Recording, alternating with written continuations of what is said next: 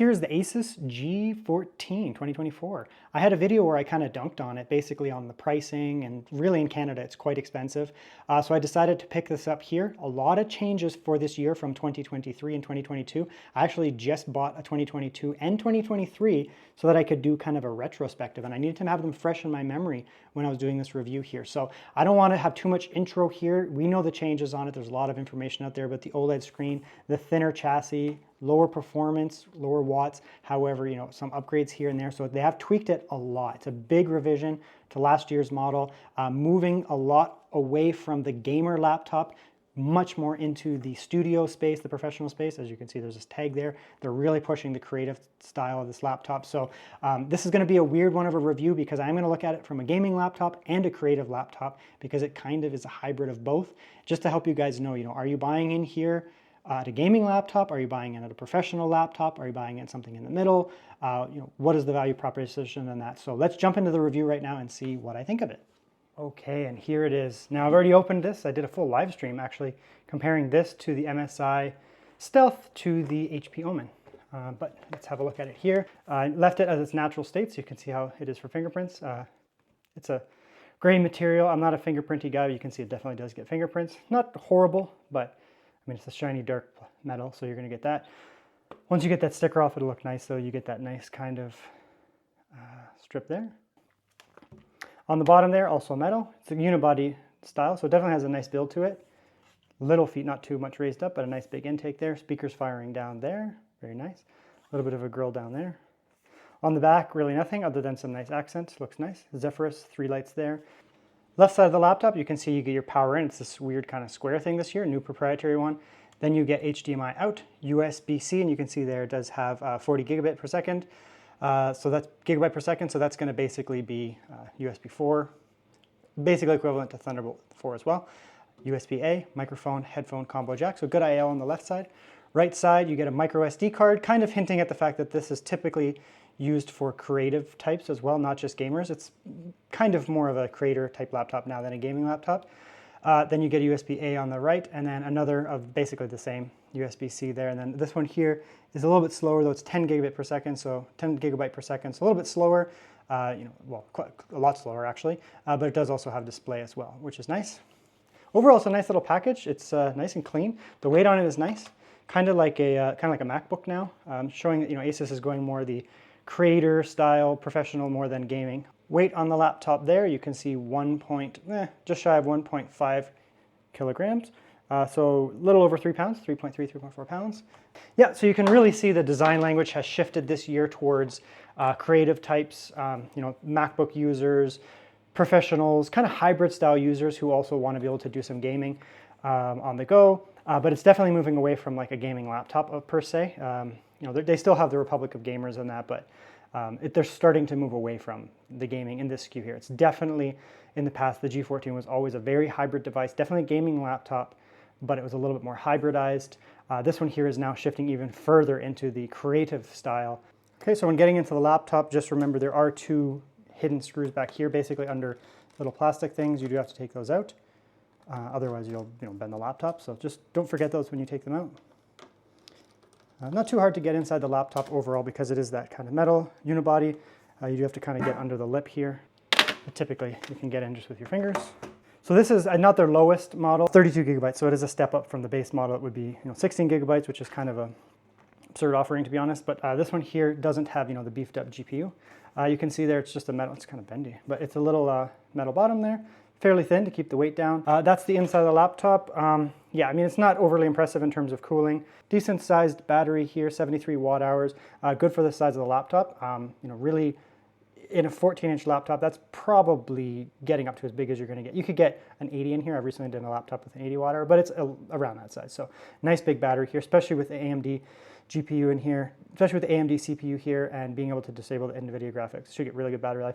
These speakers here are actually pretty impressive. You'll see when we get to that point, they sound quite nice. ASUS always has really good speakers. 1 NVMe in this model here on the left side here, easily upgradable. Just take out that, put the new one in there. Wi-Fi is also easily upgradable there too. Very good. You do get a fan here. This fan actually blows cool air over the heat pipes there, because you can see here, I don't know if you can catch it on camera, but these are very small heat pipes. There is a bunch of them, 1, 2, I guess 3 over here. Heat pipe 2 from the actual fans where they blow out. However, yeah, it's very thin. So the laptop itself is thin, and the actual heat pipes themselves are thin. So it's not just about the number of heat pipes, but the actual like volume of the heat pipe is quite low. So, you know, this thing would just run like an absolute freaking inferno. However, you know, blowing a little bit of air right over those and out the back here is basically set up to help keep that down. You know, they have some pretty aggressive fans here to move as much air as they possibly can, keep the noise down. But it's a very thin laptop with dedicated Ryzen 9 and dedicated GPU 4060 or above. Don't expect it to run cool. We'll just put it that way. Even with, you know, this extra fan here, it's a very confined space. There's only so much you can do with physics in such a thin laptop. So you can see that they're fairly small keycaps. The actual physical keycaps are small, but the travel is good. Kind of like a MacBook. Let me give it a quick type here.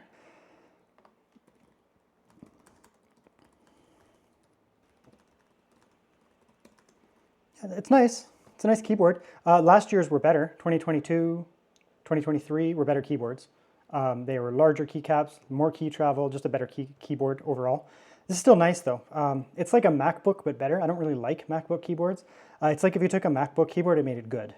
Put it that way. Trackpad is nice. Nice big square trackpad, really the whole thing. Little not. I like the sharp clicks. Very muted. Subjectively, I prefer last year's keyboard, 2023 and 2022. They're basically the same, but it's still nice. So it's going to be nicer than a MacBook in terms of the keyboard. MacBooks have better trackpads though, for sure. No contest. The MacBook trackpads are better. So if you're comparing it to like a MacBook or something like that, if that's what you're used to, it's going to be better in terms of keyboard. Not as nice trackpad. Compared to last year, it's pretty much a full downgrade from last year, 2023. But it's a thinner laptop, so it's kind of hard to just be like, objectively, it's the same keyboard, same everything, but it's worse. It's a different type of keyboard, so it's thinner. Okay, let's have a look at the screen here. So it's a nice screen, high resolution, above 1600p, you get 1800p. Typically, you know, again, it's more gearing towards creative types now than it is towards gamers. Gamers would probably want slightly lower resolution, but again, the nice thing is there is DLSS, so you can always just add more DLSS if need be. 120 hertz refresh rate, quite nice, especially at that high refresh rate. Very vibrant screen, I mean OLED screen, very beautiful. We'll come in here and have a look at some different colors, but it's a really nice screen, obviously. It's an OLED screen. It's not just that it's an OLED screen, it's an OLED screen with good colors. It's not just that it's an OLED screen, it's that it's an OLED screen with good colors. You can see, you know, it has absolute blacks on this here. Not super reflective, you can see me in there. Not as bad as some OLEDs when they have like a full glossy screen, but it's also not a full matte screen, which would then mute the colors. It's kind of in between. So it's a pretty good compromise, I would say here. I prefer to go slightly towards more glossy because it does make the colors become a little bit more rich, but I think it's going to depend on the person. You can see here the color space is pretty good. Again, not as good as some other screens out there. The reds are quite good, but I'd say I've used some other, you know, OLEDs and creative style screens that have slightly richer reds. However, it is still quite nice. I think part of it is it's, you know, just a non-glossy screen, but overall it's a very nice screen. You can see that there. Overall, a very nice screen. If you set this next to some other creative style laptops, IPS or especially OLED screens or mini LED, you might see that the G14 is slightly below that. It's a little bit below that. However, in a void, it's a really nice screen, to be honest. So, you know, jumping to OLED is definitely nice. I don't think OLEDs are for everybody. It's easy for people to just want OLEDs on everything, but there are disadvantages to OLEDs as well. However, for me personally, I really do love OLEDs and mini LEDs. So for me, I mean, it's a really nice screen. Nice saturated everywhere, really, really nice here. Especially, you know, it really does hint to the fact that, I mean, it's not just a gaming laptop anymore. It is more of a creator style hybrid laptop. However, for me, gaming on a really nice screen is actually very enjoyable. Audio on this laptop is just absurdly good. So we'll get in here. G14s have always had nice audio. This one is particularly good this year.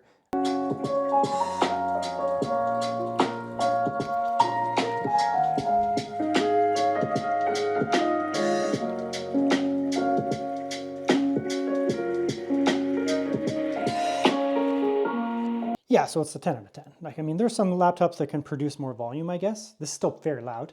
But it's a 10 out of 10. The only laptops, really, the only laptops that are better than this would be probably like some bigger gaming laptops, like maybe the Yoga 9i from Lenovo, maybe. I don't think the 7i is better. The ASUS, the 16-inch ASUS and those can sometimes be better, 17-inch, 18-inch. But I mean, there's no better 14-inch laptop unless you get a MacBook Pro, a 14-inch MacBook Pro. That would be the only thing that would compete with this. Some Cinebench runs here. We're going to be on turbo mode performance. This is just for noise. We'll look at that throttle. Hopefully the fans kick up here. This is primarily for the noise. We'll get to the benchmark section where we actually have the results here, but yeah, so we are getting throttling. I mean, to be expected. It's a pretty thin laptop with a beefy CPU. Check the noise. Yeah, the scores are pretty good, actually, not bad. I mean, a thicker chassis is going to get you better scores. Fan's a little annoying, I would say. It's got like a whirring sound that's actually bothering my ears, like a woo woo woo woo woo woo sound. Yeah, so it's certainly not a quiet laptop, we'll put it that way. That's in turbo mode, though. We'll drop it down to performance. That should help. It's getting quieter. The fans are still pretty annoying on this laptop, to be honest. The sound of them is annoying. Yeah. I don't know if the mic will pick it up, but it does have a high-pitched kind of noise to it. Yeah, the G14 does have very annoying fans, just to be honest. Jumping into the benchmarks here. Cinebench, we can see here we're definitely getting some thermal throttling on that Ryzen 9. The laptop has pretty anemic cooling, all things considered. I mean, it is a thin laptop, so I guess I could say it's decent for how thin the laptop is. However, this chip would perform considerably better and run much cooler in a thicker chassis. You can see here that the actual scores, silent mode, we're getting around 13,600. Balanced, or performance they call it, 16,300 or so. Turbo mode, or max setting, basically, we're getting about 18,000, a little over 18,000, a little under 17,000 there. This 8845HS is capable of doing much better in a thicker chassis. If you actually put this in, a larger gaming laptop or something, it'll perform considerably better. Realistically, I mean, the chip itself is running against cooling here. I can get a much higher score on an 8845HS with a thicker chassis. I mean, even some 14-inch laptops I've found do better. It's just that we basically have a a relatively powerful chip in a very, very thin laptop with really somewhat inadequate cooling, which does result in underperformance. However, you're still going to be able to do demanding tasks like video editing, coding, that kind of thing, because I mean, 16,000 is still a respectable score. Even 15,000 on balance is still respectable, but do be aware that you are going to get weaker performance on this Ryzen 9 in this chassis than you probably get on a Ryzen 7 in a thicker chassis. Battery life on the laptop, however, is quite good. You can see here that we're getting really, really good battery life on this AMD chip here. I've used this laptop for several days, so I just gave an example here. You're going to get about 9 to 10 hours of idle here at 100% brightness. Then you can see here that doing some 1080p YouTube, just kind of letting it run, you're going to get around probably 5-6 hours, maybe even 7, kind of depending. So it's generally you're going to get really good battery life on this laptop thanks to that AMD chip. Okay, here's a look at the built-in webcam. It actually looks like a really nice webcam. It's not oversaturating, it's not undersaturating. It's got a pretty wide angle as well. The polling rate looks good too. Colors aren't too exaggerated. It's lightening it a little bit, but not much, to be honest. So actually, this is a very nice webcam, I would say, especially on like a gaming laptop or like a hybrid, more of a hybrid than a gaming laptop. It's definitely a very nice webcam. Okay, here we are in some Ghost of Tsushima, and we're just kind of running at native. Let's see what we have here for settings. So we're at that native high resolution, 1800p. No scaling yet. Graphics, we're going to go high. Let's try very high and just see what we can get here. Yeah, we're in turbo mode here. Yeah, I guess that's just how much the GPU can pull. It's a fairly low wattage system, right? So yeah, we're chugging here a little bit at this high resolution.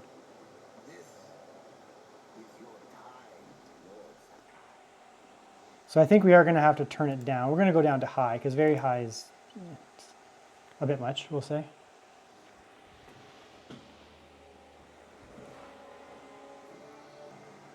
Okay, so here we go. This is high now, fighting this boss.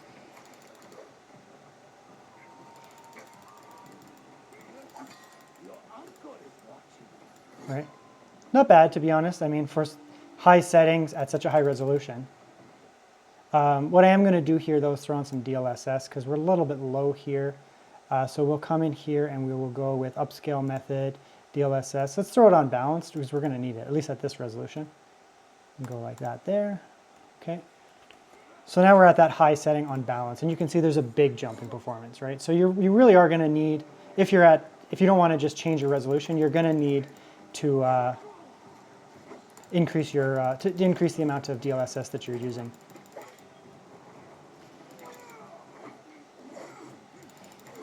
Yeah, it's also really hard to play this on a controller, by the way, without a controller.